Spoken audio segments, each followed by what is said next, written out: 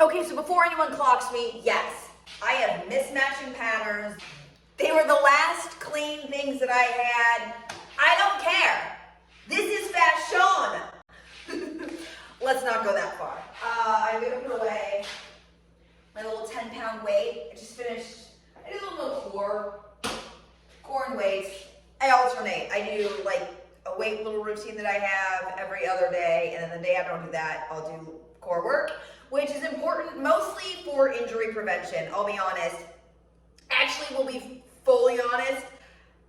When I was in high school, or actually, no, okay, I know when it started. I was a huge Mary-Kate and Ashley fan, obviously.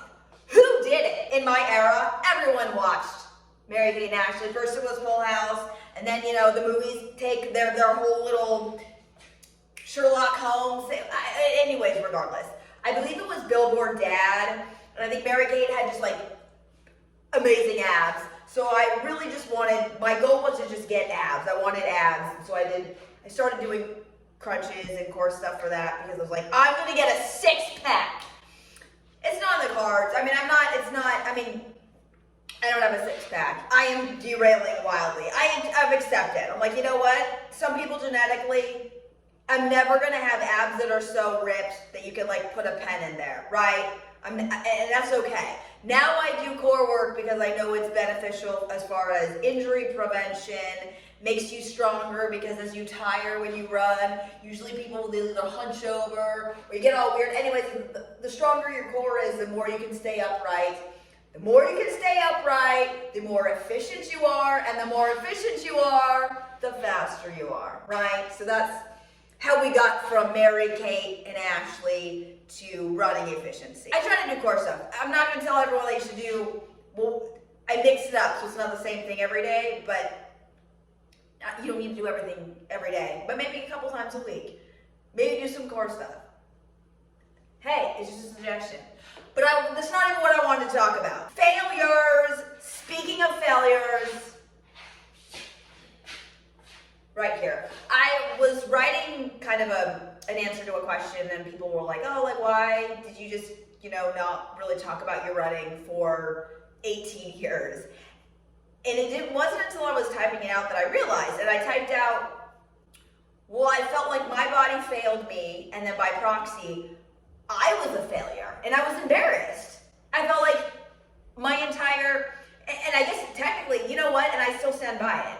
I am a failure. My running career was a failure. I wanted to go to the Olympics. I wanted to set more records. I wanted to represent Nike for years and years and years. None of that happened. It all failed. And then I felt an embarrassment, and I'm gonna just follow my train of thought. Okay, I always get back to the original thing, but it's just the way my brain works. We're gonna get there through a bunch of different tangents.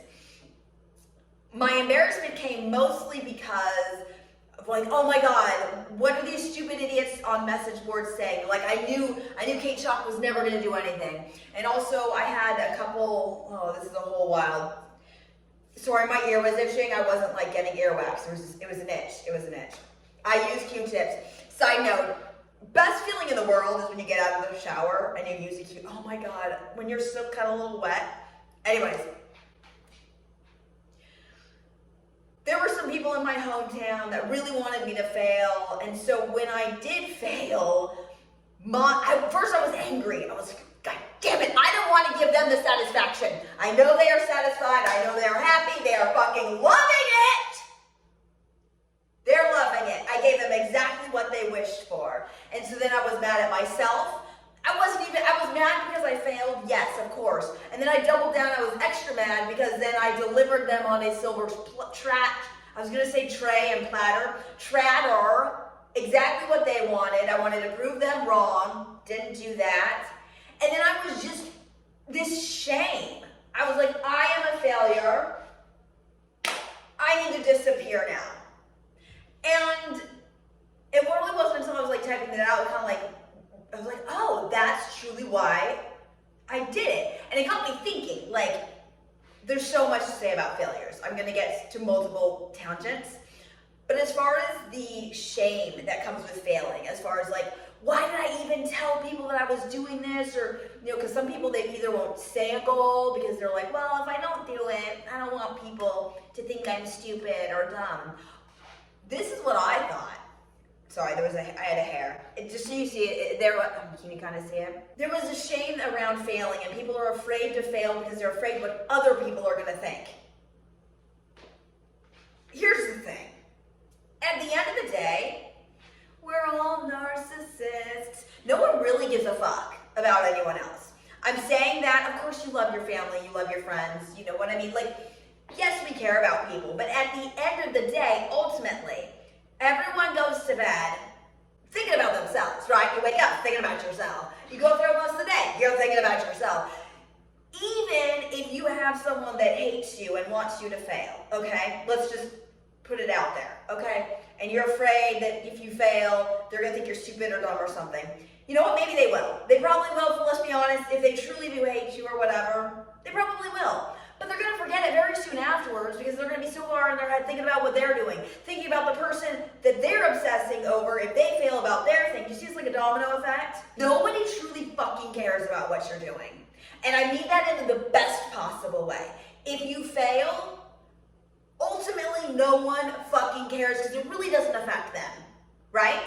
So if you're afraid to try something or to say a goal out loud, because I think it is important to say a goal out loud, because as many people as you maybe are afraid of people are going to make fun of you or whatever, there's way more people that are going to be supportive. And if you don't have a lot of people that are supportive, fuck the people that you're around. Find people that are supportive, right? So if people are going to think you're stupid, fuck them, cut them out of your life. Who really cares? Do a rain dance or like a voodoo karma, they'll deal with it. They're probably very unhappy on their own. So that's my first thing, is it's very liberating to kind of just realize it's like at the end of the day, everyone is a narcissist about themselves. They're really not thinking about what you're doing. And that also helps me because I tend to say a lot of stupid things. I mean, I say a lot of things. A lot of them are stupid. And I kind of embarrass myself in many conversations all the time. Like, I would say like 92.3% of conversations I have, I walk away and later that night I'm like, oh my God, what the fuck? Ultimately, no one fucking cares. No one cares what they say, or maybe even if they did think you were stupid or weird, they're kind of going to forget about it, because again, they're a narcissist and they're thinking about what they want for dinner, or what they have to do, you know, cleaning or something, whatever normal people do. I don't know, make dinner. Say your goal out loud, and don't fucking care. The next thing I wanted to point out about failing is we all fail. Let's be honest, my career was a fail as far as running. And then I moved to LA to do comedy. I mean, that's a big fail. I did there's nothing there. I wrote so many pilots, nothing. You never saw me on TV. That's okay. I'm okay with that. And there are two reasons that's beautiful and great. One, if you aren't failing, you're not learning. Two, if you're not failing, your goals are probably not hard enough, right? Like if you're doing everything, if your goal's like, I'm gonna tie my fucking shoe, well, great. What do you want? What do you want for that? The third thing is, and I think this was the most important thing that I learned from being a complete failure in all areas of life up until I'm 36 right now. So what I have gleaned from being a failure for 36 years is it's about the journey too. Now, God, stop. I know, I almost like vomited in my mouth, the words coming out of my mouth. I get it. I'm not saying it like, it's all about the journey and also I lived in LA, so I can say that, I can say vibes, whatever. No, but I'm not meaning it in the like annoying, it's all about the journey, guys. No, I'm saying if you are chasing something that is important to you and you still fail, but you enjoyed the time that you got up there and the experience, I mean, it's still a fail, but it's like a worthwhile fail. I guess that's what my biggest takeaway from my entire blow-up, combustion, garbage fire failure of a running career. I still wouldn't have changed anything. Well, I mean, like, obviously I would have changed the fact that medically, whatever happened to me, I would have figured that out a long time ago. But outside of that, I still wouldn't have changed anything. I met some of the most important people in my life that I love, and I'm still with today. I also met just an amazing community that I love. I'm going to be honest. I love the running community. I have had so many crazy, weird experiences, great, funny, exhilarating, and even the heartbreaking ones. Because even in the darkest moments, the heartbreak or whatever, you also see who your true supporters are. And also you learn about yourself. And you learn that you are tough and you're going to keep fucking going. And that's the other thing about failures. It's like, as long as they don't stop you and you keep going, I talk a lot about my biggest thing on my I guess fixation is I just want to be mentally tough, okay? That's like and I'm not saying I am, I'm not saying I'm not. I'm just saying what my brain kind of like, if there was a podium, is like what's most important. I have always, well, one, I wanted washboard abs. Never gonna happen. That's okay. Failed. That's great. I don't care. Who really cares? How often do you like, if you're not, no one cares if you have abs or not. When you die in the casket, they're not gonna, I mean, unless you, I don't know, maybe if I didn't have washboard abs, I'd like specifically say when I die in the casket, I want it to be shirt off, viewing, whatever. Who fucking cares? But the goals that matter, that you're chasing, and you fail, and I now, fucking shit, I talked about the casket, and then I kind of lost my train of thought. I'm going to get back there. I know exactly what I was saying. I was going to say, if I wouldn't have changed anything, and the things, mental toughness. I knew I was going to get back there. So I always epitomized mental toughness above everything. And if you are taking failures in stride, of course there's moments where you're like, that fucking stings. I'll be honest. There's been many, workouts or times in my life or times where I really put it out there. And I didn't, and I fucking failed. And I'm like, that blows. That fucking sucks. That's bullshit. You allow yourself that moment, but then you just keep moving on. Because if a failure stops you, what is that to me in my mind? Like, well, then you're mentally weak. Because it's really not the failure that should be embarrassing. It's the giving up. And that sounds disgusting, like I'm like one of those, I have never seen it, but I'm assuming like a Peloton instructor. It's only embarrassing if you quit, if you give up or whatever. And I'm not saying that. Hey, and also, I'm not an expert in fucking anything. Because like I said, I'm a 36 years of failure here. But at least I'm talking about me personally. What I care about is mental toughness and fortitude and resilience and continuing and just not quitting. So for me personally, as long as the failure doesn't stop me and I either keep going or learn from it or then whatever, okay? So I failed. And another thing, add it to the fucking list. Who fucking cares? Another thing that's important about failures is, well, it's hard because I'm like, you're not in my brain, you can't see the visual, so I'm gonna have to visualize this out. Any goal that you set, it's not like a straight, I mean, we always hope, right? It'd be great if it was like a rocket to the top. It's never gonna happen. No one has that. It needs to be some fluidity, I guess, is what I'm saying, to your goal. Failures are like, if we're looking at a stream, okay? Say a failure is just like a rock, okay? And maybe the failure, you crash into it or whatever. And it can do a couple things. One, it can motivate you to keep pursuing that dream even fucking harder, fuel for your fire. It's like, fuck, I didn't hit that race time that I really wanted. Well, now I'm gonna work extra harder. I know areas where I could have done this, ABC, I'm gonna do it, I'm gonna get better. Okay, cool, that's one way. But maybe it's taught you that maybe you need to veer. Maybe your goal needs to shift and change. And that's kind of like where I was like, well, clearly this running, maybe then I was like, well, I'll do comedy. Then I failed at that. And I was like, oh, well, maybe, you know what? Actually, my heart really is in running. And now it's a different way because I know I'm never going to be as fast as I was. But maybe I can go longer. So it's kind of like river. I was going to say the Nile, but the Nile's long. I'm sure it does twist and turn, but I don't know if it's known for being a twisty, turning river. I don't know. Hey, I'm not here to teach fucking geography, okay? If you want that, I'm sure there's plenty of other YouTubes. But failures are very important. And also, I think of failures as like the people that are it's like a sifter or a sieve, I think it is. A sieve that sifts out like the sand. Or honestly, I was going to say like a colander, you put your noodles in and the water comes out. I don't cook, but what I've seen people when they, do their pasta noodles, it'll weed people out. Survival of the fittest, Darwinism, right? If a failure is going to break the other people, it's not going to fucking break you. And if, you know what, and say it did break you, and you gave up. At the end of the day, who really fucking cares except you, right? I'm just saying it's okay. I'm not here to judge you. What the fuck do I have? I have nothing to judge anyone. Jesus Christ, I am a fucking failure. As long as you're cool with it, then good for you. But if you're not cool with it, change it. I think, and that's ultimately what I'm also circling back to, is for a lot of time, 18 years, I was afraid to talk about this thing that I loved, to interact with a community that I love, and to talk about something that I feel like, look, I don't have a lot of, I'm never going to be at risk for having an ego because I don't have enough self-esteem. Yes, my therapist, we're working on that, but I preface, anytime I give myself a compliment, I preface it with, it's okay because I have no self-esteem, so I'm not like bragging or anything. I have a lot of knowledge about this particular niche, okay? And I'm like, it's hard for me to give myself any kind of compliment, but I do know that. I've done this thing repeatedly for too many years. I do have some knowledge. And so I refused and I shirked away and I hid in darkness because I was embarrassed because I was a failure. What the fuck? Who really fucking cares, okay? So it took me 18 years to get the courage to just like, I think of like, I never saw the Lord of the Rings movies, but I do know the Hobbit, and I'm like, oh, like, my precious. I was like hiding in this fucking cave. You know, I'm like, oh, me and my failure. Oh my God, what are people gonna think? How fucking narcissistic of me. Nobody fucking cares about me. People are like, who the fuck are you? Exactly. Who the fuck am I?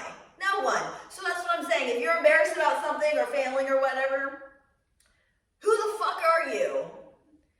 No one. And I mean that in the best possible way. Yes, your parents, maybe they love you and they told you you're a perfect, beautiful snowflake. Yes, you are. But ultimately, it should be very freeing when you're like, nobody really fucking cares. Even the people that hate you the most, and I'm sorry, people shouldn't hate each other. They really shouldn't. There's no reason to. But like, I guess human nature. There's always going to be people that are going to be judgmental, and I'm always afraid of like, oh man, I don't want to fail because then they're going to just love it and they're going to have a dance and they're going to have a parade or whatever. You know what? Who really ultimately cares? They're dealing with their own shit and they'll probably forget about it. You know, then I'll walk by with my double pattern fucking thing on. They'll hate me. So it's fine. If I'm the buffer and the deflector, I'll take all the hate because there's no one in the world that can hate me more than myself. Okay? And you know what? That is a joke, but there's truth to it. And it's also kind of freeing because it's just like, nothing anyone else can say about me is any meaner than about myself. This is a wild tangent, but just to really hammer in there. If you're afraid of saying a goal or getting back to something that you failed at because of what other people are going to think, fuck them. Go stick their ass on a popsicle stick and they can twirl around. Who fucking cares? Don't be afraid. Don't, like I said, I feel bad for me 18 years past me. I know I'm still the same person, but I feel bad for past little Hobbit Kate, afraid to open her mouth about talking about something because she felt like she didn't belong because she was a failure. And yes, I was a failure. I am a failure. I still am a failure, but the failures have built me into what I am today. And I'm actually, again, I'm going to preface it. I don't give myself compliments often because I'm afraid of sounding like I'm bragging. I am proud, okay? Because just because you fail doesn't mean that you didn't have your successes along the way. And I know that sounds disgusting and trite and like, oh my God, we can paint that on a fucking mural, stitch that onto a pillow. I still did set this record that I was really proud of, okay? I'm so proud of my 5K PR time. Do I wish it was faster? Of fucking course. I'm not a fucking idiot. But I'm still proud that I did that. So even though I failed afterwards, a failure afterwards doesn't erase the successes behind that. So, cheers to fucking failing. Also, one more thing that I do want to add. You guys, I'm obsessed with the Huberman Labs podcast, and he recently did an episode about how motivation is more powerful if you visualize failing versus succeeding, which is amazing because that's what my brain naturally does because I naturally hate myself and I naturally always am motivated by being mean to myself motivates me harder, which it's not, I'm not saying it's healthy. However, in this instance, it proves what I was doing correctly. It proves what I had just been doing intuitively as a neurotic, anxious, no self-esteem person actually proved to scientifically be better. So if you're chasing a goal or something, at the beginning, yes, visualize doing it, running whatever time, doing whatever workout. But if you want to look long term and like for daily, because if you want to run, whatever. Say you want to run a 17-minute 5K. Okay, well, you're going to have to train until then, right? I mean, there's still going to be times before then you're going to have to motivate to get yourself out the door. So what's more motivating than picturing doing the thing? Because that kind of like wears off. You'll be like, oh, well, I'll deal with that, at the race. That's 3 months away. Think about how you're going to feel if you don't hit that goal. That's gonna fucking sting. So I do that a lot. If I'm not motivated or something to get starting, I'll be like, think of how fucking brutal your brain is gonna drag you and call you a lazy ass and a piece of shit if you don't do it. I'm not saying that's healthy in other areas of life and whatever, but listen to the Huberman Labs podcast and visualize what it's like if you don't do the thing. When you're in the middle of a workout and the repeats are just, you're halfway through and you're like, fuck, I'm fucking dead ass tired. And you're very tempted to just like either pull back, hold back, go slower, or drop out. Think about how it's gonna feel a couple hours later. You're gonna be fucking pissed. So anyways, failures are great. Visualize failing and then double down so then you don't fail. Be like, I'm gonna make that fail, I'm gonna make that repeat, suck my dick, suck my clit, whatever. YouTube's gonna demonetize me. Make it your bitch by fueled by, in an alternate universe, if you had wimped out and doubled down. I don't know, I thought it was really cool. And I was like, wow, finally, this tool that I've had for 36 years of life, feeling like I am a piece of shit and dragging my ass to motivate me to not be what I'm saying I am, it actually kind of worked. So I don't know, test it out. Or don't, whatever, it's your life, who the fuck am I? That's the point, I'm fucking no one. Go back to making your dinner or cleaning. What do people do? I don't know.